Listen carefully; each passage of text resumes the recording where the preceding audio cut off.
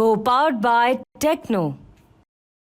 जमीयत उलेमा हिंद ने इस बाबत याचिका डाली थी, जिस पर सुनवाई करते हुए सुप्रीम कोर्ट ने यह अहम फैसला दिया है। याचिका की मुख्य बातें ये देखिए आपके सामने आ गई।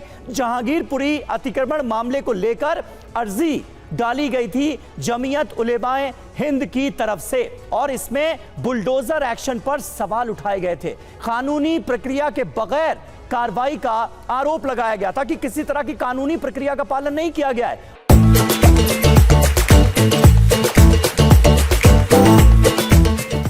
और देश में तेजी से बढ़ रहा है गैर कानूनी ध्वस्तीकरण, बुलडोजर एक्शन जिसे नाम दिया जाता है। ध्वस्तीकरण के निशाने पर अल्पसंख्यक समुदाय है, माइनॉरिटी कम्युनिटी है।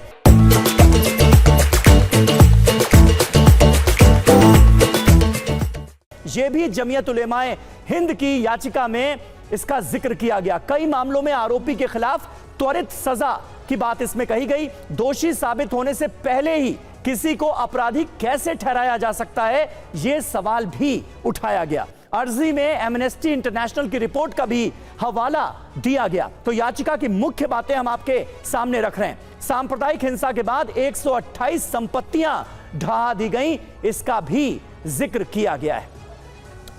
और जनहित याचिका दाखिल करने वाले एडवोकेट से हमारे संवाददाता पीयूष पांडे ने बात की। उनकी क्या राय है, वो क्या कह रहे हैं, जरा सुनते हैं।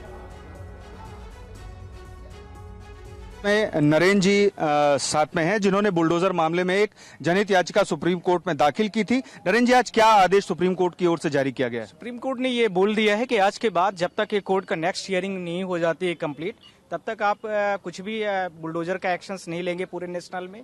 पहला पॉइंट। दूसरा पॉइंट, कोर्ट ने यह भी डायरेक्शंस दे दिया है इसी के साथ में, यदि आपको कुछ भी करना है तो हमसे परमिशन लेना पड़ेगा या हमसे पूछना पड़ेगा। यह भी कोर्ट ने स्पष्ट कर दिया गया है। अर्थात इसका मतलब है कि जो नेक्स्ट हियरिंग की डेट उसकी डिसाइड हुई है, उसके पहले ये कुछ भी या पूरे भारत देश में कुछ भी नहीं करेंगे। पॉइंट नंबर 3 इसी के साथ में उन्होंने कोर्ट ने यह भी बोला है कि रेडी पटरी इस वाले के मैटर और रेलवे वगैरह के बारे में, इसमें आप वैसे एक्शन नहीं लेंगे, पर आप यह है कि प्रॉपर तरीके से एज पर जो गाइडलाइंस है उसके हिसाब से काम को करेंगे। आपकी ओर से भी एक याचिका सुप्रीम कोर्ट में दाखिल की गई थी, उसमें पूरी प्रक्रिया बनाने की मांग की गई थी कि बुलडोजर एक्शन किन हालातों में किया जाए और उसकी प्रक्रिया क्या होगी।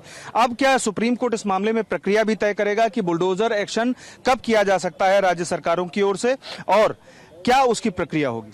मैंने आपके माध्यम से ये भी बोलना चाहता हूँ, पूरे देश के लोगों को मैं ये बोलना चाह रहा था कि जो प्रक्रिया है, प्रोसेस है, वो बिना लीगल फॉर्मेलिटीज के, लीगल प्रोसेस को बिना फॉलो हुए नहीं होना चाहिए। पहला। दूसरा, यदि कोई ट्रायल या कोई डिस्ट्रिक्ट कोर्ट का जुडिशियल जजेस है, उसको परमिशन होना चाहिए, उसके पास पावर ये होना चाहिए कि वो वहाँ पर जाकर के जो संबंधित डीएम है या एसपी या डिस्ट्रिक्ट ऑफिसर्स है, वो जुडिशियल पावर का परमिशन जब ले लेंगे उसके बाद ही आ सकते हैं। तो देखिए, इस फैसले का कुल मिलाकर मतलब यह हुआ कि 1 अक्टूबर तक, यानी जब तक इस मामले की अगली सुनवाई नहीं होती है सुप्रीम कोर्ट में, तब तक निजी संपत्तियों पर बुलडोजर एक्शन नहीं लिया जा सकेगा, बुलडोजर नहीं चलाया जा सकेगा निजी संपत्तियों पर। यह देश की सबसे बड़ी अदालत ने साफ कर दिया और कहा है कि बुलडोजर एक्शन का महिमा मंडन आप नहीं कर सकते। Co-powered by Techno।